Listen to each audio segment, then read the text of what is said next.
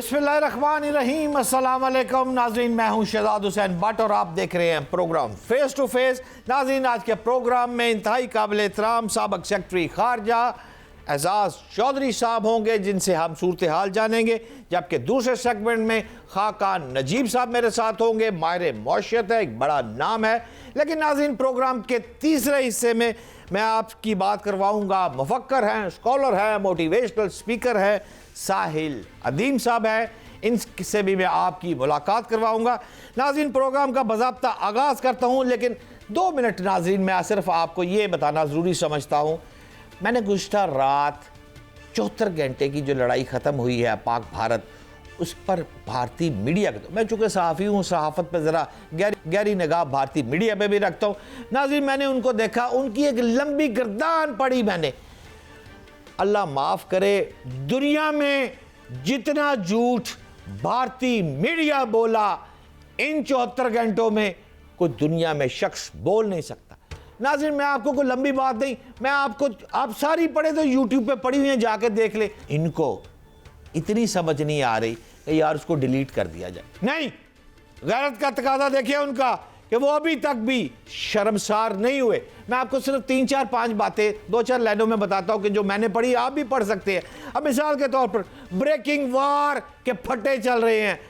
Major Gurwant Sawant, और राखी सावंत का शायद कोई रिश्तेदार भी है, मुझे नहीं पता ये कौन है, ब्रेकिंग न्यूज दे रहा है, कराची पोर्ट पर हमला 71 के बाद मुकम्मल तबाह बर्बाद हो गया, कराची पोर्ट खत्म हो गया। साथ ही मिसिंग पड़ रही है इंडिया टुडे को, वो भी साथ ही आ गया है।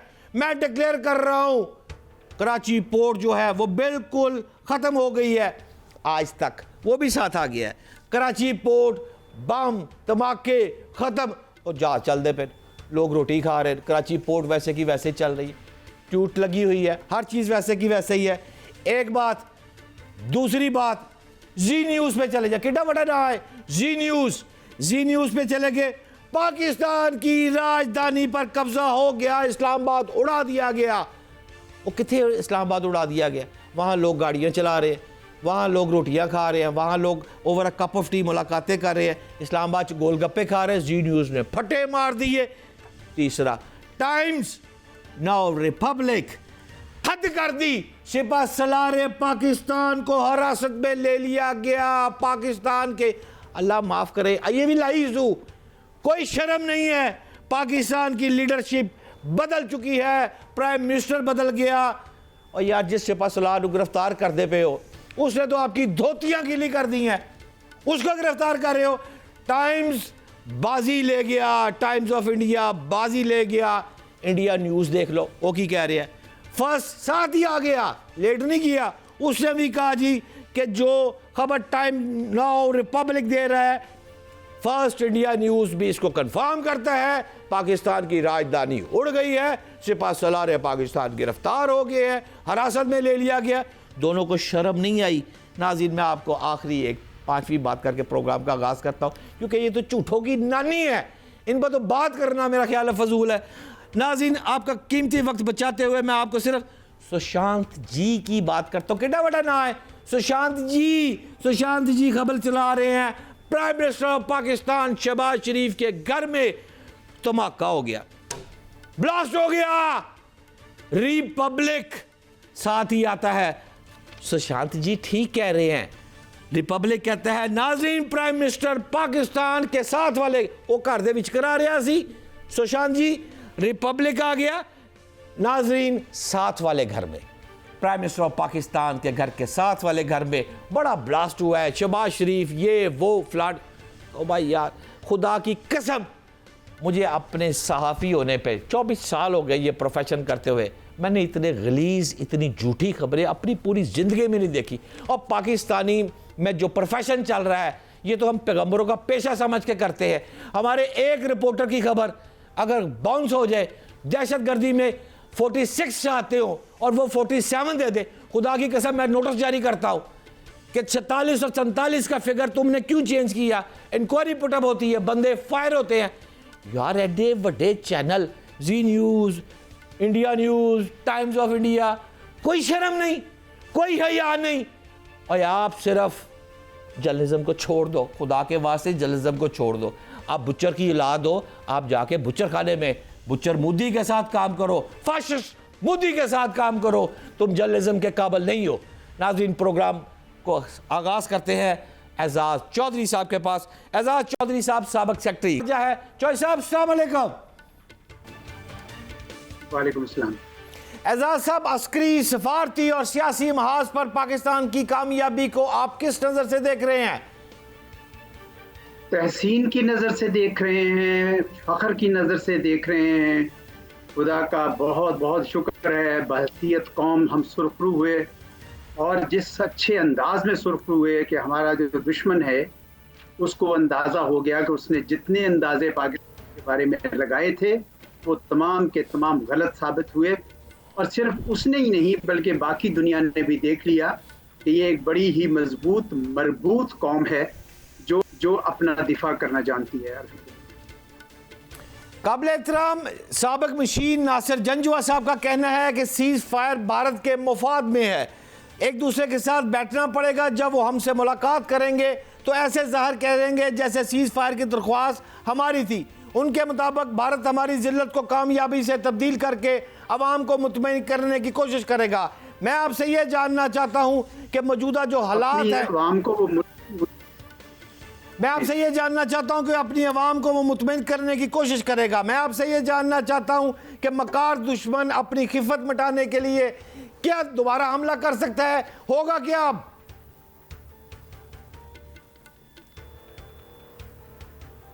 जी, दोबारा हमला तो शायद उस तरह ना करे, लेकिन इधर उधर कोई ना कोई फायर करना और इस तरह का काम इसलिए करेगा कि जो उसको खिफ़त हुई है, जो हजीमत उठानी पड़ी है और अपनी आवाम को इतना जो चार्ज कर दिया था, अब वो सवाल उठाएगी आवाम इनसे पूछेगी कि जनाब आप तो हमें ये बता रहे थे कि पाकिस्तान एक दो वार करने की मार है, तो ये तो नहीं हुआ, ये तो आपने उल्टा सारा का सारा भरम आपने बीच चौराहे में फोड़ दिया। ये क्या किया आपने? तो इस वजह से मेरे ख्याल में उसको खिफत मिटाने के लिए कुछ ना कुछ कर सकता है। चुनांचे हमें अपनी जो अस्करी तैयारी है वो रखनी चाहिए, अभी एकदम से स्टैंड डाउन नहीं करना चाहिए, क्योंकि हमारा जो दुश्मन है वो डिसेप्टिव है, धोखा देता है। अमन की बात करते हुए भी पीछे कोई ना कोई छुरी उन्होंने पकड़ी होती है। इस वजह से पाकिस्तान को तैयार तो रहना चाहिए, लेकिन मेरा नहीं ख्याल अब वो ये हिम्मत करेगा। जिस किस्म का जवाब उनको गया है, अब ये कोई बड़ा वार नहीं कर सकते हैं। पूरी दुनिया ने देख लिया। ये तो अमेरिका की वजह से ये बच गए, क्योंकि अमेरिका ने को इन्होंने बाकायदा दरख्वास्त की एक किस्म की, और 2-3 क्राइम से ये साबित हो रहा है कि इन्होंने ही कोशिश की, और जिसके नतीजे में ये हुआ। तो पाकिस्तान तो पहले ही तैयार था, क्योंकि पाकिस्तान अमन चाहता था। हमने तो बड़ा सब्र किया। इन्होंने पहले मिसाइल भेजे, रात को सोते हुए लोगों के ऊपर 31 जानें ले ली। फिर उन्होंने ड्रोन्स भेजे हमारा एयर डिफेंस खत्म करने के लिए, वो भी नाकाम हुए। फिर इन्होंने हमारे 3 बेसिस पे हमला कर दिया, जिसके बाद हमारा पैमाना लबरेज हो गया। और फिर पाकिस्तान ने वो हमला, एक ही हमले में इनकी तमाम की तमाम जो थी ना अकड़ और इनका गुरूर, उसको खाक में मिला दिया। तो अब ये हमला उस तरह नहीं करेंगे। हाँ, अलबत्ता ये जरूर करेंगे कि जिस तरह ये कर रहे हैं, कभी सीज फायर की खिलाफ वर्जी करेंगे, कभी ये कहेंगे कि जी हम बातचीत नहीं करेंगे, हमने तो ऐसा कोई वादा नहीं किया, इस तरह की। क्योंकि उनकी आवाम जो है वो बड़ी सख्त गुस्से में है कि इन्होंने किया क्या हमारे साथ। और मेरा ख्याल है मोदी साहब का जो सियासी मुस्तकबिल भी किसी हद तक मखदूश हो गया। चौधरी साहब, जैसे आप फरमा रहे हैं कि ये छोटे हमले की बात कर रहे हैं, अब हमने भारतीय हमलों का मुंह तोड़ जवाब दिया है, तो मैं आपसे ये जानना चाहता हूं कि पाकिस्तान के जवाब देने के बाद आपका एक वसी तजर्बा है, अब मामला हल होंगे या मजीद खराब होने की तरफ जा रहे हैं, क्या कहेंगे चौधरी साहब? खराब होने की तरफ तो नहीं जा रहे, लेकिन ये मत सोचिए कि हिंदुस्तान एकदम से सारे मामला हल कर देगा।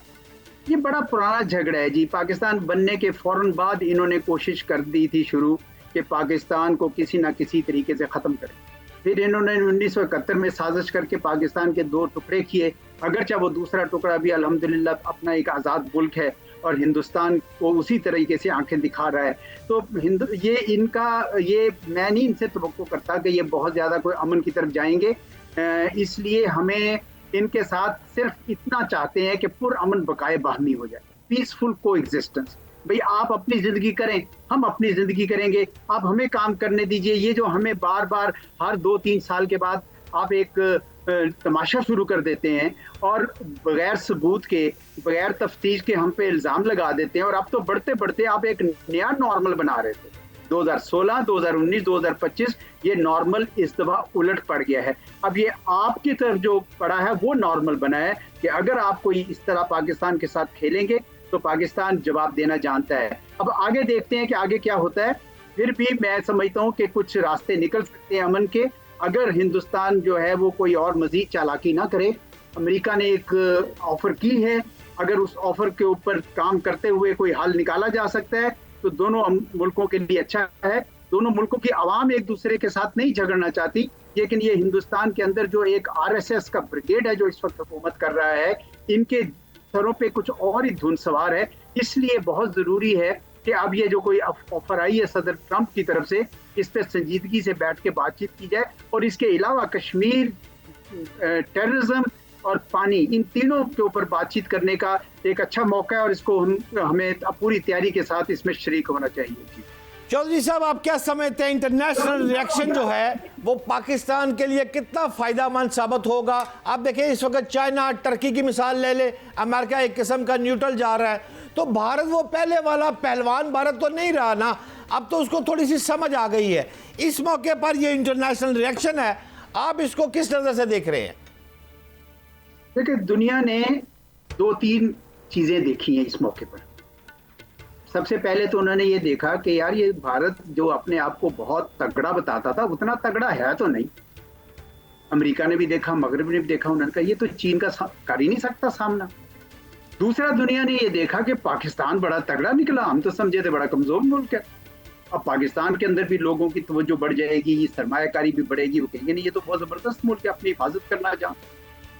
और तीसरा ये कि चीन की टेक्नोलॉजी साबित हो गई कि बहुत सारी मगरबी टेक्नोलॉजी से बेहतर है, और चीन और पाकिस्तान जो चीन की टेक्नोलॉजी पाकिस्तान ने भी इस्तेमाल की और फिर पाकिस्तान ने उसको मजीद रिफाइन किया, उसने बहुत कारगर। और चौथी चीज ये देखेंगे कि पाकिस्तान और चीन की जो दोस्ती है, इसकी मौजूदगी में अब हिंदुस्तान कोई इस किस्म का कोई गलती करने की का दोबारा मेरे ख्याल में मुतहम्मिल नहीं हो सकता।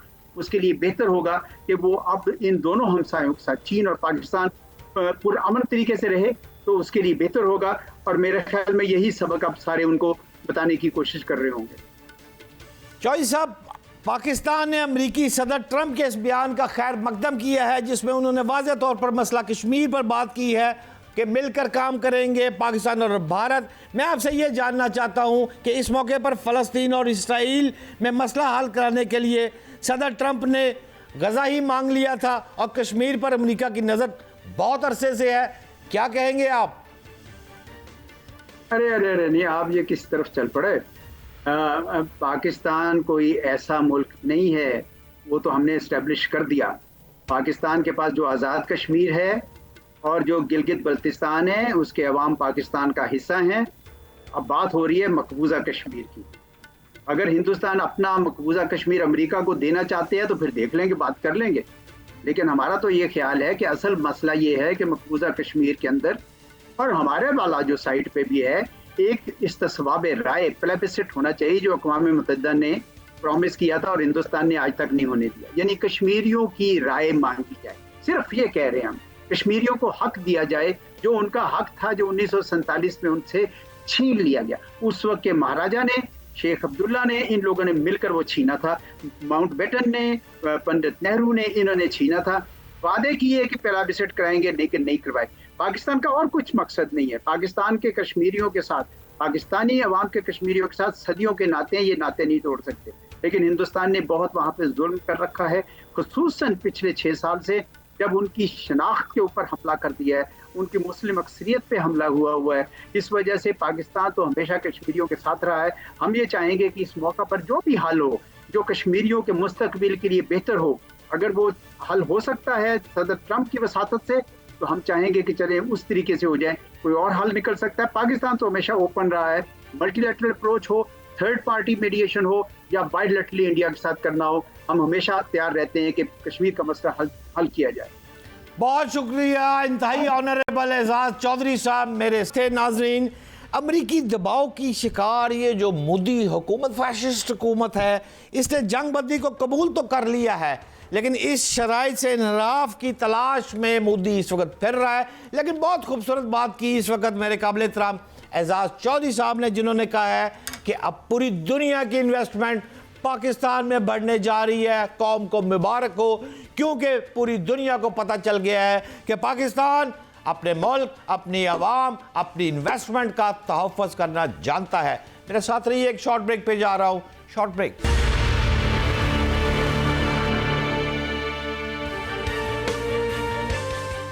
पाकिस्तान की मईशत में एक बड़ा नाम है खाकान नजीब साहब, माहिर मईशत। अस्सलाम वालेकुम सर। वालेकुम अस्सलाम शहजाद साहब, thank you for having me जी।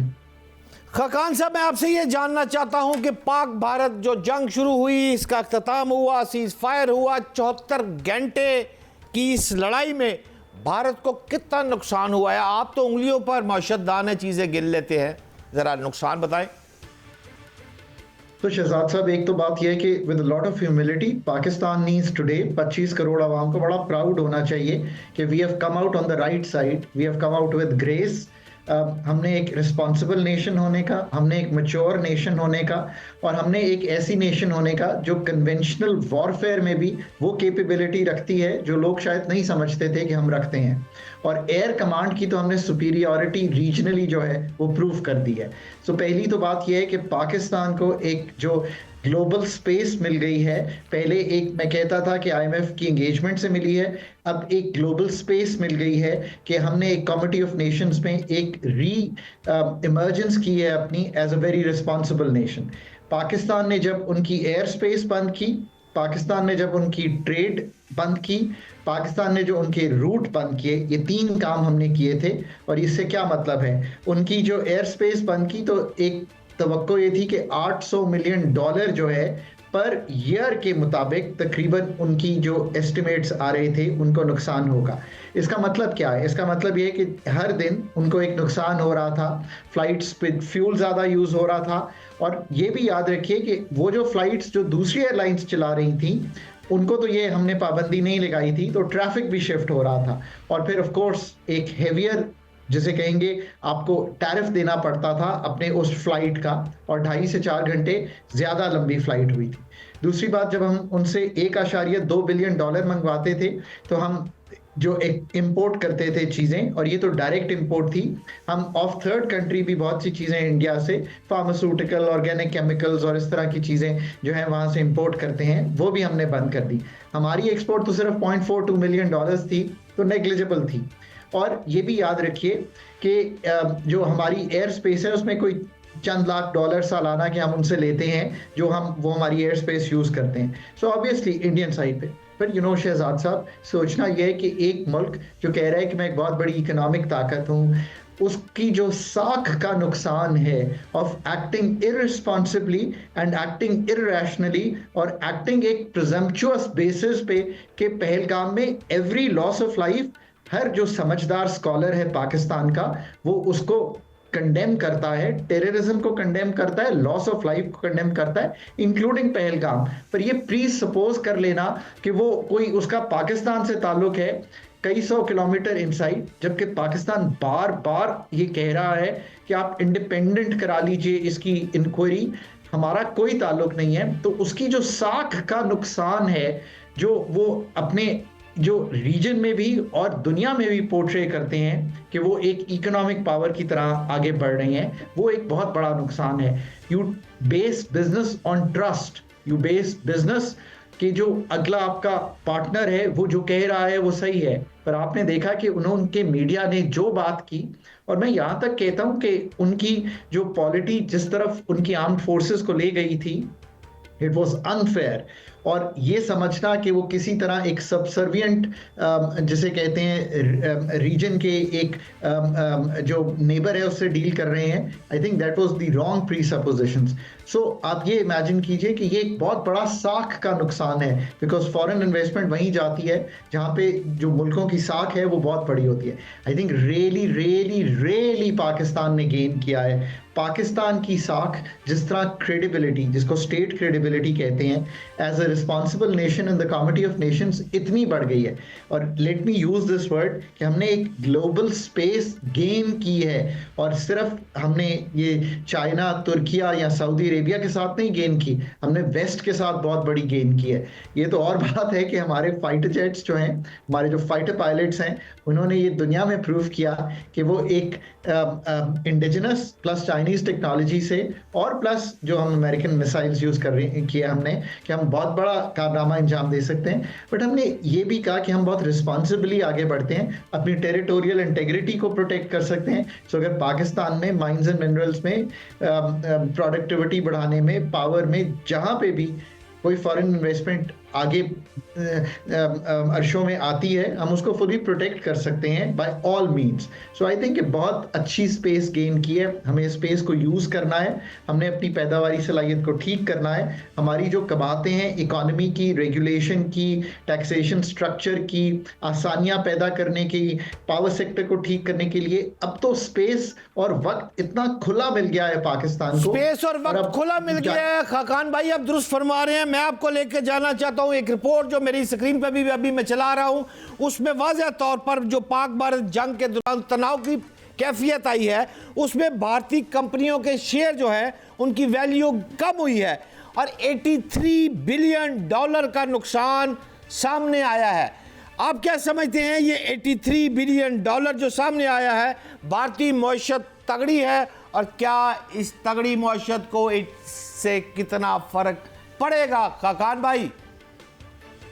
तो एक तो याद रखिए कि चूंकि वो बड़ी मार्केट है, तो वो एक दिन जब 1.5% भी गिरी तो वो $83 बिलियन मार्केट कैप जो है गिर गई।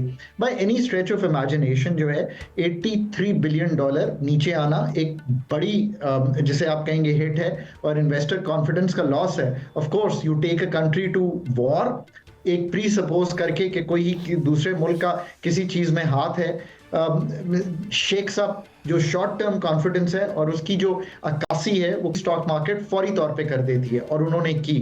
मैं ये भी कहता हूं कि to all the investors in the Pakistan market, मेरा ख्याल है कि जब कल पाकिस्तान मार्केट खुलेगी तो वो अपर कैप पे लॉक हो जाएगी, जिसका मतलब आसान लफ्जों में ये है कि इतनी बाइंग आएगी of investors both local and foreign, कि जो हमारा 5% का कैप है वो हिट हो जाएगा। मेरा ख्याल है ये कैप शायद इंडिया में, यानी कि चीज़ें दोनों साइड पे बराबर हुई हैं सीज फायर की, ऐसा नहीं होगा, बट पाकिस्तान में स्पेशली आई थिंक कि मार्केट में बहुत बाइंग आएगी। और दैट काइंड ऑफ शोज कि ये एक जो रैशनल बिहेवियर मार्केट में आया कि जब सेलिंग आई है, और उसी रैशनल बिहेवियर में मार्केट वापस आ जाएगी। मैं इसको रैशनल बिहेवियर कहता हूँ कि मार्केट में पाकिस्तान की बहुत बाइंग आएगी कल। सो एक तो ये याद रखिए। अभी भी जो मार्केट है वो 6 के पी से नीचे ट्रेड कर रही है पाकिस्तान की, देयर इज गुड अपसाइड। फिर ये भी याद रखिए कि इसी टाइम में जो ना भूलिया कि हमने बहुत ही सेंसिबली हैंडल किया, 9 मई को पास होने दिया। 9 मई को पाकिस्तान की फंड से एक अप्रूवल थी बोर्ड लेवल की, और कोई ऐसा रिटेलिएटरी फंक्शन तब तक नहीं आया पाकिस्तान से, उसके बाद आया डिफेंस में आया। ये बार बार मैं कहता हूं कि सेल्फ डिफेंस में हमने अपने नेबर को ये दिखाया कि we can hit and act much smartly and जिसे कहेंगे forcefully than our neighbor had acted. Having said all this, मैं आज भी ये कहता हूँ कि we are the saner voices. हम इस टाइम पे भी रहे हैं, और जो पाकिस्तानी स्कॉलर है वो आज भी कह रहा है कि चाहे IWT को आपने रिवोक कर दिया, जो आप नहीं कर सकते एक इंटरनेशनल एग्रीमेंट्स के तहत, इंटरनेशनल लॉ के तहत एक ट्रीटी है, 1960 से है, वर्ल्ड बैंक गारंटीड है, टाइम ऑफ वॉर में भी नहीं तब्दील हुई, आपने उसको यूनिलैटरली तब्दील कर दिया। It is not possible. ये याद रखिए कि 25 करोड़ आवाम का पानी बंद करके आप स्टाफ देम टू डेथ करेंगे, और हम लोअर रिपेरियन हैं इंटरनेशनल थॉट प्रोसेस ये है उसमें कि आप ऐसा नहीं करते, वरना इंडिया के ऊपर भी चाइना है, क्या चाइना को पानी बंद कर देना चाहिए? नहीं करना चाहिए। We are sensible scholars here on this side and we say this कि ऐसा गलत है करना। तो जो रिवर्स हमारे हैं उनको फौरी तौर पे IWT को अगर कोई तब्दीली करनी भी है पर उसको वापस लाकर इररिवोक करके गुफ्तगू ज़रूर की जा सकती है। ये एक बात है। दूसरा, मैं एक जेनेरिक गुफ्तगू करता हूँ कि दोनों साइड्स के लिए इस खित्ते में टेंशन रखना, 1.25 अरब लोगों की प्रॉस्पेरिटी को रोके रखना इसलिए कि हम कश्मीर के तनाज़े की गुफ्तगू UN के जो चार्टर है उसके अंडर ना करें, ये बात नहीं है। एक बहुत बड़ी कामयाबी ये है कि we have brought our neighbour India to the table. So हम सेंसिबली एक्ट करते हैं और अब भी कहते हैं कि बातचीत से आगे बढ़ना चाहिए और बातचीत से हर तनाज़े पे गुफ्तगू करनी चाहिए। कोई ऐसी वजह नहीं है कि हम एक उस जगह पे ना पहुंच सकें। और अब तो चूंकि अमेरिका के जो सदर हैं वो एक बड़े ट्रांजैक्शनल माइंडेड गवर्नमेंट रन कर रहे हैं, तो वो चाहते हैं, वो इन अ लाइटर फ्रेम कहते हैं कि 1000 साल से ये तनाज़ा है। मतलब ये है कि बहुत पुराना तनाज़ा है, हमें इसमें आगे बढ़ना चाहिए और इससे शाये अवे नहीं करना चाहिए। पाकिस्तान, इंडिया वो ममालिक हैं जिनके पास हाइड्रो, विंड, सन, और पाकिस्तान के पास तो अब इतने क्रिटिकल मिनरल्स हैं, इतनी यंगर फोर्स है, लोगों की मीडियन एज 23 है, इंग्लिश स्पीकिंग है हम। Now we must move on to take our people towards prosperity. SAARC को हम नहीं कर सके, इंडिया ने बार बार उसको सैबोटाज किया, आगे नहीं बढ़ने दिया। ईस्ट एशिया में देखिए उन्होंने आसियान बनाया। दुनिया से सीखिए कि दुनिया ने कैसे तरक्की की है। और अब हेजेमॉन की खाकान साहब, मेरा लास्ट प्रोग्राम का जिसमें आपसे मैं शार्प जवाब लेना चाहता हूं कि भारत ने तो हर मुमकिन कोशिश कर ली IMF की किस्त ना मिले, मौशी तौर पर तबाह हो जाए, लेकिन पाकिस्तान मौशी महाज पर फतह कर चुका है, सफारती ज़राए पे भी और टैंकों के ज़रिए, एयरफोर्स के ज़रिए। और आप मुझे इजाज़त देते हैं ये बात कहने की कि मौशी महाज पर पाकिस्तान को फतह हुई है? खाकान साहब। पाकिस्तान सर्टनली जी 2.7% वोटिंग राइट है इंडिया का, वो एब्सटेन कर सकता है और करता रहा है। मैं चूँकि IMF के साथ पाकिस्तान की कई इंगेजमेंट्स को आगे लेकर बढ़ा हूँ और हमने उनको कंप्लीट किया है। कई प्रोग्राम्स में जो हमारे रिव्यूज़ होते थे कंप्लीट कराए हैं। उस 2.7% से वो एब्सटेन कर सकता है पर उसको रोक नहीं सकता। Pakistan had done a lot of hard work. The people of Pakistan had stood with the authorities और बहुत उन्होंने sacrifice दिए in terms of paying higher taxes, higher electricity bills, higher gas bills. But जो macro stability को पाकिस्तान ने achieve किया है उसको सीमेंट करने के लिए, उसको इंश्योर करने के लिए प्रोग्राम कंटिन्यूटी ज़रूरी थी और एक $1.4 बिलियन की climate resilient facility which also goes to show our resolve in moving forward on the environmental issues in Pakistan. So certainly time and space वहाँ पे भी है, इकोनॉमिक स्टेबिलिटी है, अफरात इज़र जिसका सबसे बड़ा ताल्लुक कीमतों के बढ़ने की शरह में एक खातिर ख्वाब बियॉन्ड आवर एस्टिमेशन कमी है जो लोगों को बेनिफिट कर रही है। टुडे द टाइम इज़ कि हम इंडिया से अपने मामलात को आगे लेकर चलें और इंडिया को इस स्पिरिट से चलना चाहिए। हम अपनी प्रोडक्टिविटी के इश्यूज़, पावर के इश्यूज़, गैस के इश्यूज़, डीरेगुलेशन के इश्यूज़, दुनिया के साथ कनेक्टिविटी के इश्यूज़ और इस वक्त जो US के साथ टैरिफ का इशू है उसको सॉल्व करें so that in the benefit जो हम टेक्सटाइल वहाँ बेचते हैं, नए प्रोडक्ट्स में तो चलें बाद में जाएंगे, जो कैपेबिलिटी एग्जिस्ट करती है यूज़ नहीं हो रही वो हम वहाँ सेल करें। $5-6 अरब की एक्सपोर्ट को $9 अरब पे लेके जाएं। उनकी जो इंपोर्ट्स हैं जो हम यूज़ कर सकते हैं आगे, चाहे हमें फाइटर जेट्स लेने हो, चाहे हमें नए एरोप्लेन्स लेने हो बोइंग से, चाहे हमें मैन्युफैक्चरिंग का इक्विपमेंट लेना हो, स्टील का इक्विपमेंट लेना हो, Pakistan has that space now to really up its game by solving the fundamental issues of our economy, जिसकी वजह से जो हमारा growth path है वो stunted रहता है। I think it's that time and again पूरी कौम को जो इस वक्त improved image के साथ Pakistan on the economic front, on the diplomatic front and of course मतलब इसमें तो कोई दो आरा नहीं है। बहुत शुक्रिया, इंतहाई काबिल एहतराम ऑनरेबल खाकान साहब मेरे साथ थे जो कि फरमा रहे थे कि ग्लोबल स्पेस गेम की है पाकिस्तान ने, पूरे वेस्ट को समझ नहीं आया। और सलाम पेश करते हैं उन हमारे फाइटर पायलट्स को, जिन्होंने साबित कर दिया है, पूरी दुनिया को बता दिया है कि हम कुछ भी कर सकते हैं। नाज़रीन मेरे साथ रहिएगा, एक शॉर्ट ब्रेक पे जा रहा हूँ। Short break.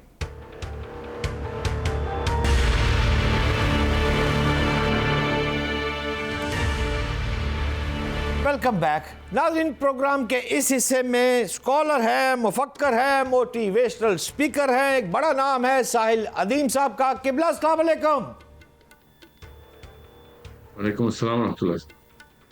साहिल साहब, मैं आपसे बाज़ाब्ता सवाल करने से पहले ये जानना चाहूँगा कि आप पिछले 74 घंटे में होने वाली पाक भारत लड़ाई को आपने देखा, आपने जेट त्यारे को देखा, मुआशी तौर पर देखा, सफारती तौर पर देखा। पहले पाक भारत जंग पर कुछ बात करना पसंद करें, फिर मैं अगला सवाल करूंगा। साहिल साहब। सर मैंने यही देखा, इंडिया ने जिस तरीके से ये टेक्नोलॉजी मुस्तार ली थी कि जितना हो सकता है मीडिया को छुपाओ और अपने झूठ के सारे करिंदे हर वक्त के लिए चार्ज करके छोड़ दो अवाम में। ये उनकी जंग थी, ये कुछ जंग थी। काश के असली जंग पे आते, हमें भी मौका मिलता दो हाथ चलाने का, दाव पेच करने का। ये तो बस वही किया ना जो इन्होंने जो जिस तरह ये सीखते हैं ना, ये इंडियन शुरू से कॉपी पेस्टर रहे हैं। इसराइल से इन्होंने टेक्निक सीखी है कि बस मीडिया में कुछ ना आने दो और झूठ बोलना शुरू कर दो। जो कुछ बाहर दिखाओगे बस वही उसके उनको डॉलर पाउंड मिल जाएंगे। तो इंडिया को तो कुछ डॉलर पाउंड नहीं मिलने थे, इन्होंने तो इलेक्शन जीतना था मोदी ने अपना, उसने बस इस तरह करके कर दिया। बहुत फ्रस्ट्रेटेड है पाकिस्तानी जवान, मुसलमान लड़का और लड़की, बड़े इंतजार में थे। फ़लस्तीन का गुस्सा हमने निकालना था, वेट कर रहे थे हम पिछले 7 अक्टूबर से कि कब किस तरीके से जहाद, अल्लाह ने घर पे जहाद के दरवाजे खोल दिए। और अब बस जिसे कहते हैं ना, बस फ्रस्ट्रेशन है मुसलमानों के दिलों में कि ये मौका हाथ से जाना नहीं चाहिए था, इनको एक दफ़ा तिकनी का नाच सही करके निचाना चाहिए था। और कश्मीर को और सिंध तास जो मुआहदा, इसका हल जो है ना, ये सारे डैम्स हमारे पास आ जाने थे। ये मौका बहुत अच्छा था कि एक ही तीर से सारे शिकार कर लेते। बस डरपोक दुश्मन के साथ फिर ये फ्रस्ट्रेशन तो होती है। साहिल साहब, पहले मुसलमानों को भारत से निकालने का अज़्म था मोदी का, अब तो वो जो उसका मीडिया है और वो खुद है, वो इस बात पर आ गया है कि दीगर भी जो मुसलमान ममालिक हैं उनके ख़िलाफ़ भी बुरे अल्फाज जो है वो बोलना शुरू हो गया है। इवन के नरेंद्र मोदी भी उन अकाउंट्स को फॉलो करता है। ये क्या साइंस है, इसको आप किस नज़र से देखते हैं? छोटा आदमी, जब एक बंदा छोटा हो तो हर चीज उससे बड़ी हो जाती है ना, तो हर चीज का अफेक्ट लेता है। फिर जो बड़ा आदमी होता है उसको ज्यादातर चीजें अफेक्ट नहीं करती। तो ये तो बहुत ही छोटा आदमी निकला है। और पहले भी खैर पता था, हम पाकिस्तानी, हमसे बेहतर कौन देखता है कि ये मामला तो कैसे हैंडल करते आए हैं। और जितने पक्के मुंह से, आपने देखा होगा इनके न्यूज एंकर्स किस पक्के मुंह से झूठ बोलते हैं, तो इसका मतलब है कि आदी हैं। ये तो इतने कॉन्फिडेंस से झूठ बोल रहे हैं कि इस्लामाबाद तबाह हो गया, कराची तबाह हो गया, पेशावर तबाह हो गया। शर्म आनी चाहिए इनके छोटेपन को। ये रिप्रेजेंटेटिव है सर, ये मोदी ने अपने जो पूरा का पूरा, और ये प्लान अभी का नहीं है, ये प्लान काफी दिनों का बनता है। ये इनकी पैटर्न भी है, मोदी को तो हम अच्छी तरीके से जानते हैं इसके पैटर्न्स क्या हैं। तो इसने ये सारा का सारा प्लान इसी तरह के अपने बड़े ताया अबू या बड़े अबू से, अमेरिका से या इसराइल से जो सीख रहा है, वो यही हरकतें करते आए हैं। इसके लिए अब आपके पास खुद कुछ करने के लिए ना हो तो फिर आप चिड़िया उड़ा के उकाब दिखाने की कोशिश करते हैं ना, और क्या करते हैं काबिल एहतराम पाक भारत जंग को कुछ हलकों ने गज़वा हिंद का आगाज करार दिया है, और पाकिस्तान ने जो पाक भारत ऑपरेशन है उसको कुरान पाक के नाम से अखज़ किया, जबकि कुछ लिबरल हलके जो है वो इस्लामी टच देने को तनकीद का निशाना बना रहे हैं। आप किस नज़र से देखते हैं? सर, मैं हर जंग को, चाहे वो दो बंदों की हो, जो हक पे हो और जो दूसरा बातिल पे हो, उसको इस्लामी जंगी की नज़र से देखता हूँ। ये तो पूरे मुल्क लड़ पड़े हैं, तो इस्लामी जंग तो जाहिर है हर जंग इस्लामी जंग ही होती है। अगर एक हक और बातिल की लड़ाई हो रही है, और किस लिए आए, दो गैर मुस्लिम भी लड़े और एक हक पे और दूसरा बातिल हो, वो भी इस्लामी जंग ही होती है। हमारा काम है उस हक का साथ दें और उसके साथ मिल के हाथ से रोकें उस बातिल की कुव्वत को। तो इधर तो मोदी था, इधर तो जो मर्जी कर लें आप, लेफ्ट राइट, जिस मर्जी एंगल से देखें, उठा के देखें, बिठा के देखें, तो ये तो खुलेआम बातिल है। इसके खिलाफ लड़ाई करना तो बहुत मतलब अवलीन तरजीह होनी चाहिए मुसलमानों की। पाकिस्तान को अल्लाह ताला ने यही एक मोहम्मद अली जिन्ना ने जो नस्बुल ऐन दिया था, वो इसी तरह की शैतानों को ख़त्म करने के लिए एक मिसाल कायम करनी थी। बस ये वही ने कहा, हम फ्रस्ट्रेशन मेरे अंदर यह कि मौका हाथ से चला गया। कश्मीर आज़ाद होना चाहिए था, हमें उन तनसीबात पे हमले करने चाहिए थे जो हमारे पानी रुके हुए हैं उधर दोबारा ना बन सकें, ये वाले दोबारा ब्लैकमेल ना हो, और कश्मीरी आज़ाद हो जाना चाहिए थे इस हमले में। मैं हाफिज मुनीर साहब को पैगाम भी दूंगा कि आपने अच्छा इनिशिएटिव लिया कि कुरान की सूरह सफ़ की आयत निकाली आपने। तो हम पाक फौज के साथ हर जहाद में खड़े हैं, और हम खुद पाक फौज है, हर पाकिस्तानी मर्द औरत पाक फौज का हिस्सा है। और मैं चाहता हूं कि पाक फौज एक दफ़ा ऑर्डर करे तो आप देखें, आपके काकूल ट्रेन लोगों को जाने की ज़रूरत नहीं है। ये जो दुनिया घूम आए हैं वो सब ट्रेन होके आए हुए हैं। हर लड़का और लड़की पाकिस्तान फौज में फ़लस्तीन जाएगा। बस हमें कुरान पूरा का पूरा अप्लाई करें। साहिल साहब, आप मोटिवेशनल स्पीकर हैं, मैं चाहता हूं मेरे नाजरीन को ज़रा आप आसान ज़बान में समझाएं, जंगें किन की ख्वाहिशें होती हैं, जंगें क्यों लड़ी जाती हैं और जंगें कैसे रोकी जा सकती है। यार, जंग लड़ना जो है ना इंसान का, जंग होना इंसानों के बिहेवियर के अंदर हार्ड वायर्ड है। इंसान ने जंग करनी ही करनी है। ये हज़रत आदम अलैहिस्सलाम के बनते हुए फरिश्तों ने अल्लाह से कहा था। आप कुरान पढ़ेंगे तो आपको पता चल जाएगा कि ये हमारा कोई एबनॉर्मल इवेंट नहीं होता। जंग होनी ही होनी है, क़यामत तक जंगें चलेंगी। इंसान की natural insatiable desire to conflict because of the desire, uncontrollable desire to come into power है। ये आसान करके बता रहा हूँ, कोई भी वक्त ऐसा नहीं गुजरना, कोई भी वक्त नहीं ऐसा गुजरना कि इसमें जंग ना हो। अल्लाह के नबी सल्लल्लाहु अलैहि वसल्लम ने इरशाद फरमाया हुआ है कि ईसा इब्न मरियम के बाद ऐसा अमन आएगा कि एक औरत यमन से हज़रमौत का सफर करेगी और उसके पास सामान लदा हुआ होगा, उसको अल्लाह के सिवा कोई डराने वाला नहीं होगा, कोई डर नहीं होगा किसी का, कोई हमला नहीं होगा, इतनी सिक्योरिटी होगी। और ये भी बताया कि अल्लाह के नबी सल्लल्लाहु अलैहि वसल्लम ने बताया कि हज़रत ईसा के वसाल के बाद कुछ सालों बाद ही लोगों ने दीन छोड़ देना और फिर राइट शुरू हो जानी है और फिर पावर लड़ाइयाँ शुरू हो जानी। ये नबी अपने हाथ से दोनों हाथों से पूरी कौम को कंट्रोल करे तो करे, और नबी के जाने के बाद इंसान अपनी फिर औकात पे आ जाएगा। तो जंग करना इंसान की फितरा के अंदर है, जबिल्लत के अंदर है। अब हम हक की तरफ से जंग लड़ेंगे। सूरह बकरा में अल्लाह ताला ने कहा जहाद के बारे में कि ये तुम्हारे हक में बेहतर है कि तुम जहाद करो, मगर तुम इसको समझते हो कि तुम्हारे हक में बुरा है। इस सूरह बकरा की आयत सुना रहा हूं मैं आपको। इस्लाम हक और बातिल की जंग लड़ने वाले मुसलमान, याद रखिएगा, ताकत हमारी हक और बातिल की लड़ाई में, हक की तरफ होने में। इसलिए मैं कह रहा था, मोदी का गिफ्ट है अल्लाह का, इतना खुला बातिल जिसको जिस एंगल से भी लड़ाई करोगे आप हक पे ही होगे। ये तो गिफ्ट मिल गया हमें। मगर मुसलमानों को चाहिए, इंडिया के भी और पाकिस्तान के भी मुसलमानों को पता हो कि हम इस्लाम के फौजी हैं। हथियार मोमिन का जेवर है। और मैंने आपको अभी साइकोलॉजी बताई है, कुरान से बताई है कि कभी भी नहीं ऐसा वक्त आना कि इंसान आपस में लफड़ा ना कर रहा हो, लड़ाई ना कर रहा हो, राइट्स ना हो रही हो, जंगें ना हो रही हो, ग्रोह आपस में नबर आजमा ना हुए हों। ये हमारी ये सोचता है कि ऐसा वक्त आएगा कि कभी भी जंग खत्म हो जाएगी, वो बेवकूफ है। उसने समझा ही नहीं इंसान की फितरा, ब्रेन साइंस को, बिहेवियरल साइंस को, एंथ्रोपोलॉजी को। उसने उस मैकेनिज्म को नहीं समझा जिस मैकेनिज्म के थ्रू अल्लाह ताला ने दुनिया को बना के एक खास चक्के में घुमा के शुरू से लेके स्टार्ट से लेके फिनिश तक का सफर करवा रहे। तो गज़वा हिंद का मतलब होता है वो लड़ाई जो अल्लाह के नबी सल्लल्लाहु अलैहि वसल्लम के नहज के ऊपर लड़ी जाए, उसको गज़वा कहते हैं। सो वो अल्लाह ताला के लिए होगी, वो किसी मुल्क के लिए नहीं होगी, अल्लाह के लिए होगी, वो हक के लिए होगी, वो अल्लाह ताला के नबी सल्लल्लाहु अलैहि वसल्लम के तमाम तर इम्तिजाज और नहज के ऊपर होगी, उसको गज़वा हिंद कहेंगे। और मोदी बार बार इन्वाइट कर रहा है कि हम गज़वा हिंद करें, तो उसको अभी शायद समझ नहीं आया कि पाकिस्तान में लड़का लड़की कितने ट्रेन हो गए हैं दीन के ऊपर, और या फिर समझ आ गई है इसलिए डर के भाग गए। ये फौज की तादाद दुनिया में किसी मुल्क के पास नहीं थी, पाकिस्तान के पास है, जो अल्लाह के लिए लड़ने के लिए आम घरों में बैठे हुए वेट कर रहे हैं। साहिल साहब, इसराइल गजा जंग को मजहबी रंग देकर ग्रेटर इसराइल बनाने का जो नक्शा जारी करता है, अब ये क्या है? ये तो फिर खुल के जो आप बात फरमा रहे हैं जहाद वाली बात, अब तो फिर क्या डू एंड डाई आ गया है? फिर और सर काश इसराइल मजहबी रंग दे दे। वो इसराइल मजहबी रंग तो दे ही नहीं रहा। असल में मजहब की लड़ाई कर रहा है, वो अपनी किताब की लड़ाई कर रहा है, मगर वो दिखाता नहीं है। वो ह्यूमैनिटेरियन कॉज दिखा रहा है, self preservation of any nation sovereignty को का कार्ड प्ले करता है। वो मजहबी रंग एक दफा दिखा के तो देखे। वो पागल है, वो मजहबी रंग दिखाएगा। वो लिबरल्स और लेफ्ट विंगर्स के पैसे लेता है, वो मजहबी रंग दिखा सकता है। आप समझें, वो मजहबी रंग, असल में मजहबी लड़ाई हो रही है, वो दिखा नहीं रहा कि वो मजहबी लड़ाई हो रही है।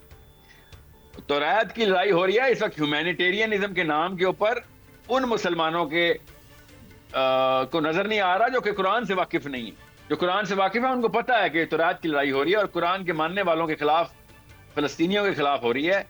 जो बाकी के लोग हैं वो तो कुरान को ही नहीं मान रहे, उनको तो पता भी नहीं कुरान में क्या अहकाम आए में। वो दीन की लड़ाई लड़ रहा है, दिखा नहीं रहा दीन की लड़ाई, जो हमें तो पता है। काश वो एक दफा ले तौरात का नाम, हाँ जी तौरात की वजह से हमने लड़ाई की है। वो कहता है हम इसराइल के मुल्क को बचा रहे हैं, ठीक है। तो ये दीन की लड़ाई किस दिन शुरू होगी, बस वो है असली गजवा, तो वो होना है ना। गजवा इनसे वो बहुत ऊपर का गजवा है कि इमाम मेहदी ने आके लड़ना है, या ईसा इब्न मरियम ने।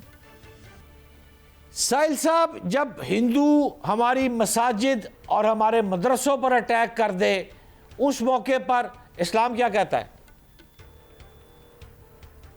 सर मुसलमान भी जब हमारी मस्जिद मसमार कर दे तो इस्लाम वही कहता है, सिर्फ हिंदू के कहने पे नहीं। जो चीज गलत है वो कोई भी करे वो गलत है। तो हिंदू करेगा अपने दीन के लिए करेगा तो वो आए दीन की लड़ाई करे। कौन, हम तो वेट करते हैं कि भाई तुम आओ तो सही। इंडिया को तो मैं कह रहा हूँ हमें बहाना दे, बस एक दफा इंडिया एक दफा बहाना दे, चाहे दीन के नाम पे दे चाहे भारत माता के नाम पे दे, और बहाना दे हमें कि दरवाजे खुलने एक दफा, ये इनको ठीक करें हम। बहुत फ्रस्ट्रेशन देखी हमने 48 आवर्स में, जब ये पाकिस्तान आर्मी डेलिब्रेशन कर रही थी ना कि कैसे हमला किया जाए। पाकिस्तानी जवान बहुत फ्रस्ट्रेशन में था, उसमें बहुत बड़ा लिटमस टेस्ट है माशाल्लाह जो पास हुए हैं पाकिस्तानी। उसमें सबको गुस्सा था कि जल्दी क्यों नहीं हमला हो रहा, समझ रहे हैं। ये बहुत बड़ा अल्लाह ताला ने एक टीका लगाया हम सबको रिमाइंडर का कि उठो भाई, क्या हो गया, फलस्तीन के वजह से मर तो नहीं गए हो, फलस्तीन पे जहाद ना करने की वजह से तुम्हारे ईमान, तुम्हारे दिल मुर्दा तो नहीं हो गए, मोहर तो नहीं लग गई। मेरा तो अपना भी मानना ये है कि मोहर तभी धुलेगी अगर लग भी गई है, जब लड़ाई शुरू होगी। तो हम तो चाह रहे हैं कि ये इंडिया का आपने ये क्यों सोच लिया कि मोदी ने आइंदा के लिए सुधर गया? डोनाल्ड ट्रंप की कॉल के ऊपर कोई सुधर जाता है? आपको समझ नहीं, हमें पता नहीं है इनके अजाइम का, ये पहली दफा इन्होंने किया ऐसे। तो I think this should have been taken as an opportunity to settle the score, और पानी वापस लेना चाहिए था, कश्मीर वापस लेना चाहिए था। साहिल साहब, मेरा आपसे आखिरी सवाल है, पाकिस्तानी नौजवान नस्ल है उसकी रहनुमाई फरमाएं कि जब भारत हम पर हमला कर रहा हो हमें उसका जवाब जहाद से देना है, कैसे देना है, और इसके बरक्स फ़लस्तीन में जो हमारे भाइयों के साथ जुल्म हो रहा है तो हमारी पहली प्रायोरिटी क्या होनी चाहिए, रहनुमाई करें। सर पहली प्रायोरिटी, दूसरी प्रायोरिटी क्या है? गलत बातिल के खिलाफ लड़ाई है। जिधर करीब मिल गया तो करीब शुरू कर देंगे, दूर मिल गया तो नंबर 2 पे उधर चले जाएंगे। मगर बस इतनी सी बात बता दूं, 7 अक्टूबर को भारत ने नहीं हमला किया था, इसराइल ने हमला किया था। हम असल में फलस्तीनियों को अपना मानते नहीं है, हम सिर्फ पाकिस्तानी भाइयों को अपना मानते हैं। ये वतनीयत है, वतनीयत नहीं इस्लाम में। इस्लाम में सबसे गुनाह अजीम है वतनीयत। ये कॉन्सेप्ट क्लियर करें बच्चों के कि पाकिस्तान नहीं खेलना, हक और बातिल खेलना है। ये मोहम्मद अली जिन्ना का ये नजरिया था दो कौमी कि भाई हम सही और गलत की डेफिनेशन कुछ और रखते हैं, और हिंदू साहब, शुक्ला साहब सही और गलत की डेफिनेशन कुछ और रखते हैं। उनका स्याह सफेद, हमारा स्याह सफेद नहीं है, तो हम अपनी मोरालिटी भी प्रैक्टिस नहीं कर सकते। ये बेसिस है दो कौमी नजरिए की। तो ये बहुत आसान कह रहा हूं कि 7 अक्टूबर को जो हमला हुआ था उधर जहाद के दरवाजे खोल देने चाहिए थे हमें। जितनी भी कोशिश करते, दूर है, कोई और तरीके से करना पड़ता है, मुझे ही पता है, और इतना भी दूर नहीं है। By the way, America Israel से जितना दूर है ना, फलस्तीन पाकिस्तान से उतना दूर नहीं है, हम बहुत करीब हैं। ये हिंदू करते हैं भारत माता के लिए जान देना, मुसलमान नहीं करता। हमारी कोई माता धरती माता नहीं होती, हमारा सिर्फ रब है, हम सिर्फ रब के लिए जान देते होते हैं। हम धरती माता के लिए जान देने वाले लोग नहीं है, हम मुसलमान हैं, ठीक है। ये कॉन्सेप्ट क्लियर करवाएं बच्चों के इस वक्त। बहुत शुक्रिया, इंतहाई काबिले हम साहिल अदीम साहब मेरे साथ थे। नाज़रीन, उन्होंने एक बड़ी खूबसूरत बात की है। वो कहते हैं कि भारत को जो शिकस्त हुई है, भारत ने इसराइल के ईमा पर, पाकिस्तान पर हमला किया था, लिहाजा ये शिकस्त भारत की शिकस्त है और इसराइल की भी शिकस्त है, और जीत हमारे कायदे आज़म की हुई है। जो दो कौमी नज़रिए की बात की थी वही सच है। आज के प्रोग्राम के लिए इतना ही। इंशाल्लाह अगले हफ्ते फिर मुलाकात होगी फेस टू फेस में। पाकिस्तान जिंदाबाद।